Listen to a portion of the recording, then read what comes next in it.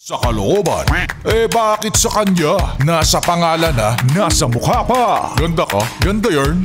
Ito na, ang nagmamaganda at feeling diva, Ganda Wanda!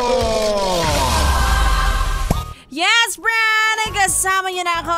It's me, Ganda Wanda, para sa programang Chika! Chika ni Wanda! Ang chika, yes, friend.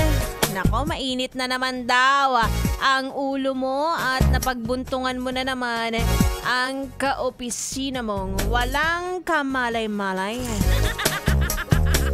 Sabi ni Kumaring Taylor Swift na naki-online lang. Kalmahan mo lang, diba? Well, totoo naman na minsan nakakapikon ang mga bagay-bagay.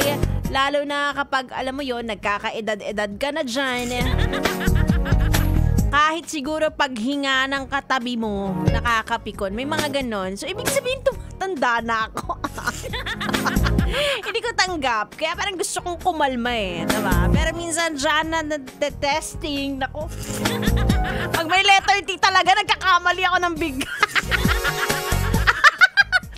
Diyan nasusubok ang patience, yes, friend. At sa patience, merong peace na tinatawag, diba? O, eto, isipin mong mabuti itong sasabihin ko, makinig ka. Maiinis ka sa kabubuhan ng kaopisina mo. Magrarant ka, magmumura ka, kukunot ang noo mo, magkaka-wrinkles ka, papangit ka. At the end of the day, bobo pa rin siya. At pareho kayong sasahod sa katapusan. Sinong lugi?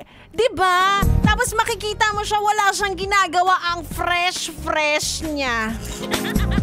Ay nako, minsan talaga. O, sabi ni Joshua, goals talaga. Alam ko na mahirap, pero yes, friend. Maigi na i-practice mo yan dahil para din yan sa iyong kapayapaan. Diba?